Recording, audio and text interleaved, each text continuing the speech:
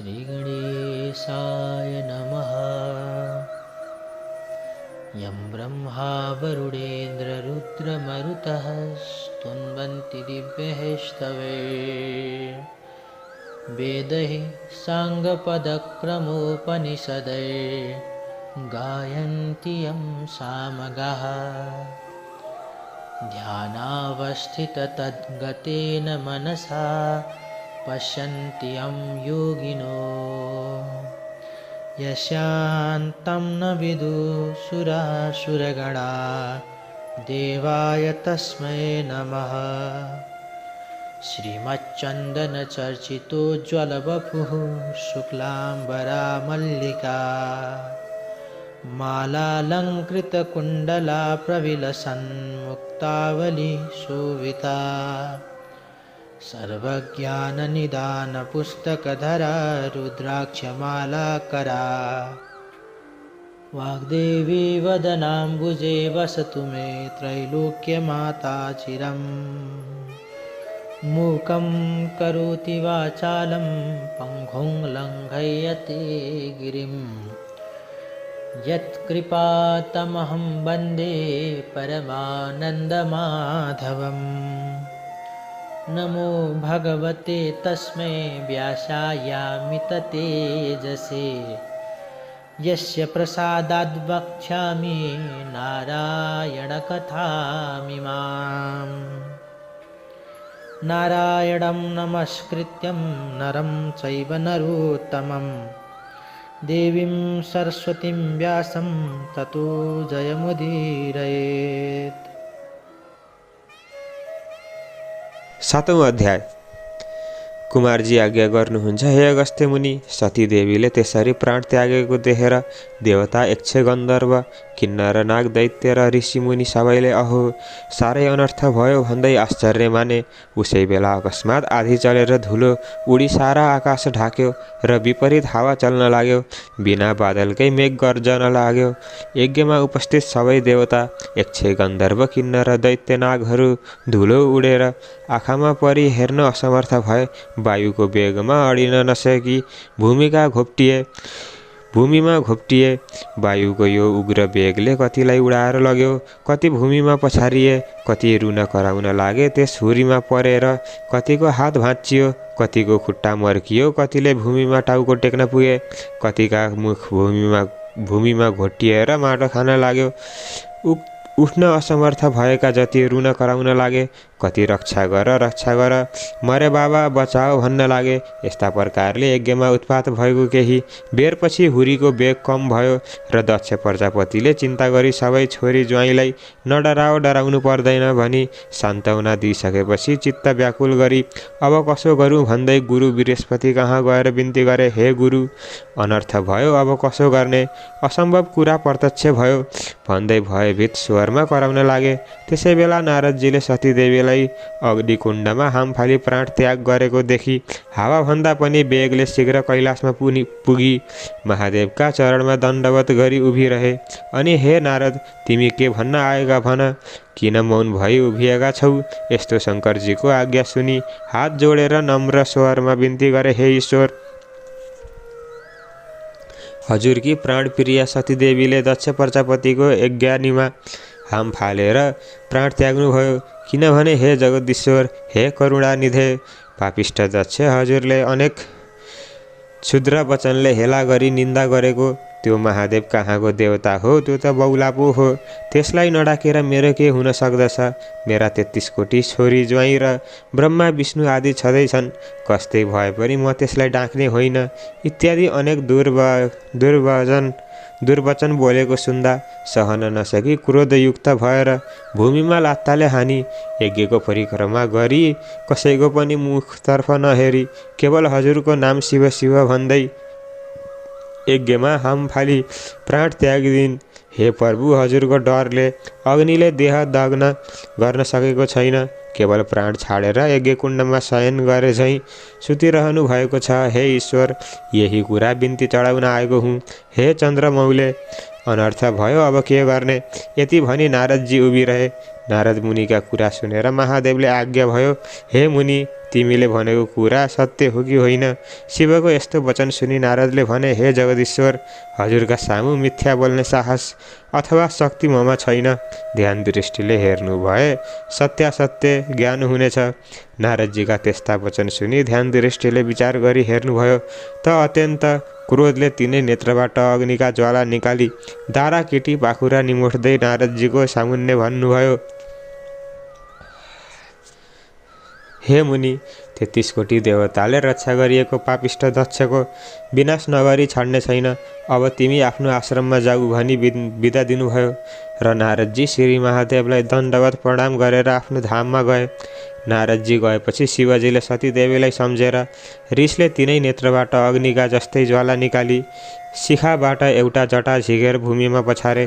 त्यसमे गर्जे जस्तै चर्को शब्द गरी भयङ्कर चतुष्षष्ठी योगिनी र भूत प्रेत पिचास प्रथम गढले सहित भएर महाकाली उत्पन्न भइन्।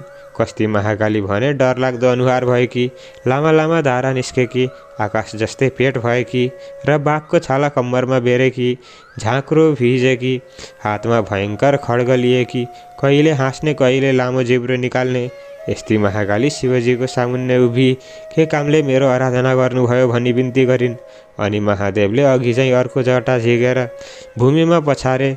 त्यसबाट पृथ्वी कम्पायमान पार्दै क्रोधित सिंह जसरी गर्जन्छ त्यस्तै ध्वनि निकाल्दै हजार सूर्य जस्तै तेज भएका, सम्पूर्ण शरीरमा खरानी घसेका, मुण्डमाला लगाएका, दायाँ हातबाट त्रिशूल लिएका र बायाँ हातले डमरू बजाउने यस्ता भीषण मूर्ति भएका वीरभद्रले महादेवका अगाडि उभिएर बिन्ती गरे, हे शम्भु, हामीहरूलाई किन आराधना गर्नुभयो?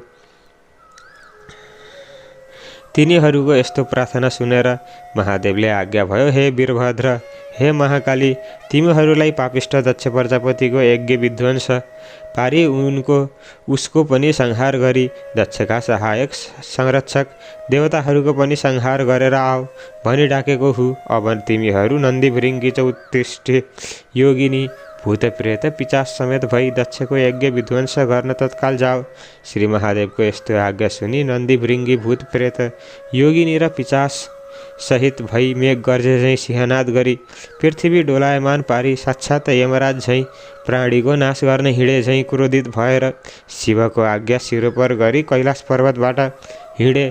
तिनीहरूको चालामाला देखेर पृथ्वीलाई भार थाम्न कठिन पर्यो र थर्र थर्र काँपिन्।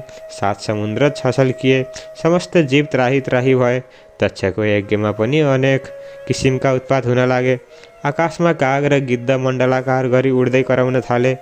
स्यालहरू आँखा र मुखबाट आगोको ज्वाला निकाल्दै कराउन र दगुर्न लागे। रगतको वृष्टि भयो, विपरीत वायु चल्न लाग्यो। यस्तो उत्पात हुन लागेको देखेर यज्ञ मण्डपमा बसेका सबै हाहाकार गर्दै यताउता भाग्न लागे। स्त्री बालक बुढाहरू भाग्न नसकी भूमिमा घोप्टिएर रुन कराउन लागे। कोही अझ के हुने हो भनेर डराई त्राही त्राही हुन लागे। ठीक उसै बेला शिवको आज्ञा पाएर उन्मत्त भएका वीरभद्र र महाकाली नन्दी भृङ्गी आदि शिवका गढ मेघ गर्जे जस्तै गर्जदै हात्तीका बथानमा सिंह पसे झैँ दक्षका यज्ञमा पुगे र दक्षद्वारा डाकिएका देवता यक्ष गन्धर्व किन्नर नाग दैत्यगण सहित परस्पर जुधे। त्यो देखेर दक्षका कन्याहरू देवकन्या नागकन्या ब्राह्मण ऋषि मुनि आदि सबै त्राही त्राही नारायण भन्दै रोई कराई 10 दिशातिर भाग्न लागे। कोही भाग्न नसकेर लडे, कसैको हातखुट्टा भाँचियो, कोही टाउकाको भरले पल्टेर माटो खान लागे, कति मूर्छा परी असहाय जस्तै भूमिमा लडिरहे। तर विष्णु प्रवृत्ति देवता यक्ष गन्धर्व किन्नर आदि सबैले दक्ष प्रजापतिको रक्षा गर्न शस्त्र अस्त्र लिएर वीरभद्र र महाकालीमाथि प्रहार गर्न लागे। यसरी परस्परमा घमासान सङ्ग्राम भयो। इन्द्रादि देवताहरूले कुन अस्त्र प्रहार गरे भने इन्द्रास्त्र, अग्निस्त्र, देव्यस्त्र, वरुणास्त्र, पशुपतास्त्र, ब्रह्मास्त्र, तोमर, गदा, खड्क र मुसल, नागपाश आदिले वीरभद्र र महाकाली जस्ता 34 योगिनी भूत प्रेत प्रथमगढ र विषम्भर माथि प्रहार गरे। यस्ता तरहले आफूमाथि शस्त्र प्रहार गरेको देखेर वीरभद्रका गणहरूले पनि कठोर स्वरले गर्जेर दक्षका सैन्यभित्र पसी जति भेटे उतिको टाउको समाती निमोठी हातखुट्टा भाँची मुड्कीले हानी रगत छँदै देवताहरूको संहार गरे। उता महाकालीले पनि प्रत्यक्ष काल जस्तै खड्ग लिई वर्षाकालको प्रचण्ड मेघ गर्जे झैँ गर्जी सिंहनाद गर्दै मृगका फौजमा सिंह पसे झैँ र सुकेका परालमा आगो लागे जस्तै गरी दक्षका सेनाको संहार गरिन्।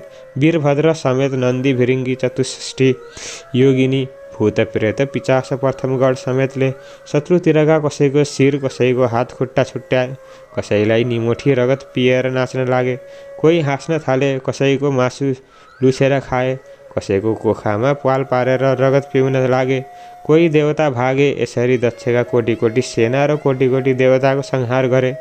यसरी संहार गरेको देखेर दक्षका सेना र देवताले वीरभद्र र महाकाली माथि आफ्ना शस्त्र प्रहार गरे। तर ती सम्पूर्ण शस्त्र महाकालीको शरीरमा छुनासाथ आफै भस्म भएर जान्थे। फेरि शिवगढ र महाकालीले दक्षका सैन्य र देवगढ यज्ञमा आएका धेरै वीरहरू मारिदिए। विषम ज्वरले पनि सबैका शरीरमा प्रवेश गरी अचेत पारिदिए। अनि वैकुण्ठका स्वामी श्री विष्णुले सम्पूर्ण देवता यक्ष गन्धर्व किन्नर र दैत्य नागसहित दक्षका सबै सेना अचेत भएका देखेर आफ्नो देहबाट शीत ज्वरो उत्पन्न गरेर सबैलाई सचेत गराए। फेरि अनेक शस्त्र अस्त्र लिएर बत्तीमा पुतली गए झैँ वीरभद्र र महाकाली माथि जाइ लागे। वीरभद्रले पनि त्रिशूल लिई सिंहनाद गर्दै सुकेको खरमा आगो लगाए झैँ एक क्षणमै दक्षका अनेक सेनाहरू काटी मारिदिए। तिनका कसैको शिर छैन, कसैको हात छैन, कसैका खुट्टा छैनन्। यस्तो स्थिति देखेर कोही रक्षा गर भन्दै भाग्न पनि नसकी भूमिमा लडिरहे। यसरी सबै देवताहरूको संहार गरी अन्य दैत्य दानवलाई समाती अग्निकुण्डमा होम्न लागे। वीरभद्रले त्यसरी दक्षका सेना देवता यक्ष दानव गन्धर्व किन्नरहरूको नाश पारी यज्ञ समेत ध्वस्त पारिदिएको हेर्न नसकी श्री विष्णुले राता आँखा पारी नागले झैँ निश्वास फेर्दै प्रलयकालको अग्नि जस्तै भई बायाँ हातले पाञ्चयजन्य शङ्ख बजाई दाहिने हातले कुमुदिनी गदा उठाई संहार कालमा रुद्र जाइ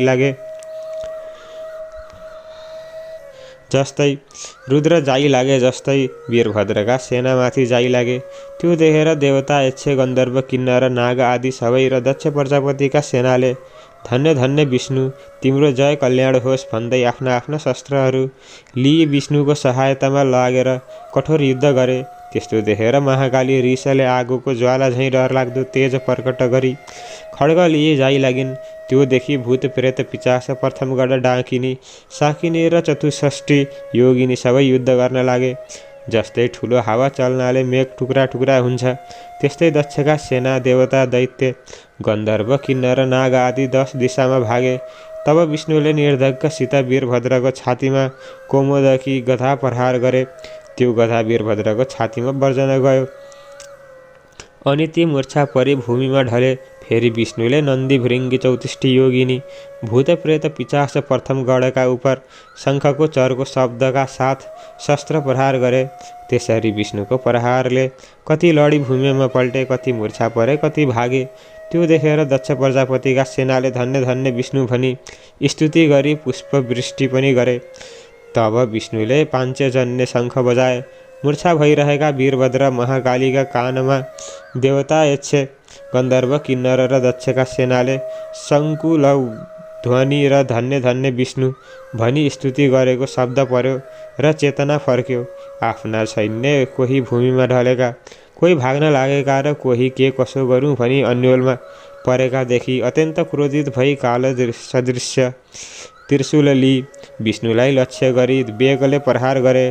त्यो त्रिशूल विष्णुका छातीमा लाग्यो। त्यसको कष्ट सहन नसकी नवद्वारबाट रगतको धारा बगाई विष्णु मूर्छा परि ढले। उनी मूर्छित भएपछि वीरभद्रले प्रलय कालको मेघ झैँ गर्जना गरी दक्षका सेनामाथि जाइलागे। आफ्ना गण समेत मिलेर कोटी कोटी देवताहरूको संहार गरे। वीरभद्र गर्जेको शब्द उनका गणहरू नन्दी भृङ्गी प्रथमगढ समेतका कानमा पर्यो र बिउजी उभिएर हेर्दा रणभूमिमा विष्णु मूर्छा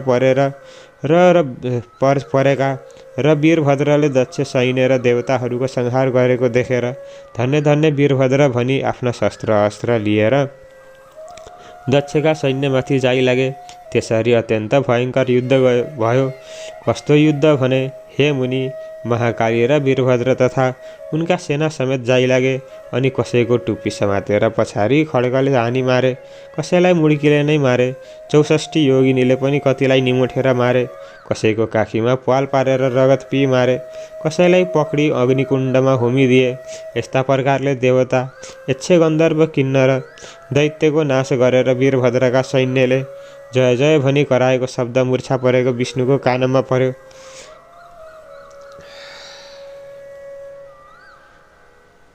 र मूर्छाबाट उठेर हेर्दा वीरभद्र र महाकालीले यक्ष विध्वंस पारी देवताहरू र दक्षका सैन्य समेत नाश गरेको देखि अत्यन्त क्रोधित भई राता आँखा पारेर, हे पापिष्ट, आज तेरो नाश गरेर दक्षको यज्ञ पूर्ण पारी सबै देवता, यक्ष, गन्धर्व आदि नाग आदि सबैलाई सन्तोष दिनेछु। आज एकादश रुद्र तेरो सहायक भएर आए पनि रक्षा गर्न सक्ने छैनन्। सम्पूर्ण दुष्टको संहार गर्ने यो चक्र देखिस् भनी सुदर्शन चक्र देखाए। विष्णुले भनेको त्यो क्षुद्र वचन सुनेर वीरभद्र रिसले चुर भई भन्छन्, हे पापिष्ट विष्णु, सम्पूर्ण दुष्टको नाश गर्ने चक्र भनेर देखाइस्। तेरो पराक्रम माफिक त्यो चक्र मेरा उपर प्रहार गरेर हेर। मुखले भनेर मात्र केही हुन सक्दैन। यस्तो वीरभद्रको वचन सुनि विष्णु रिसाई वीरभद्रलाई ताकेर सुदर्शन चक्र प्रहार गरे। त्यो चक्र अनेक सूर्यको जस्तो तेज र प्रलय कालको मेघ गर्जे झैँ गर्जना गर्दै काल रुद्र नाश गर्न गए झैँ गयो। त्यस्ता प्रकारले आएको त्यो चक्रलाई देखि नन्दी भृङ्गी भूत प्रेत 64 योगिनी प्रथमगढ आदि शिवगढ त्राही त्राही वीरभद्र महाकाली भनी उनका नजिकै गए। जस्तो समुद्र मन्थनबाट कालकुट विष निस्केर सबैलाई भस्म पार्न खोज्दा त्यो विष शिवले पान गर्नुभएको थियो, त्यस्तै त्यो चक्र आएको देखेर वीरभद्रले मुख बाइदिएकोले वीरभद्रको मुखमा पस्यो र उनले निल्न तयार भएको देखि विष्णुले चाँडो गरी वीरभद्रका मुखबाट सुदर्शन चक्र झिकी त्यहाँबाट अन्तर्धान भई वैकुण्ठमा जाँदा भए। इति श्री स्कंद पुराणे केदारखण्डे माघमात्मे कुमारागस्त्य संवादे श्री स्वस्तानि परमेश्वराय व्रत कथाय दक्ष सेनावधो नाम सप्तमो अध्याय। हरे नमः।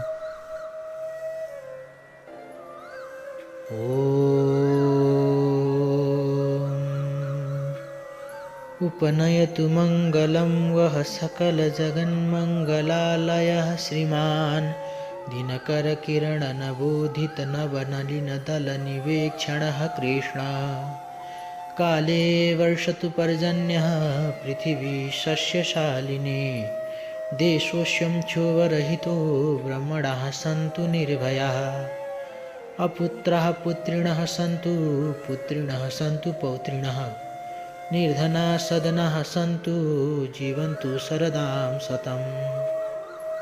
तत्रैव गङ्गा यमुना च तत्र गोदावरी सिन्धु सरस्वती च तीर्थानि सर्वाणि वसन्ति तत्र यत्राच्युतोदारकथा प्रसङ्गः।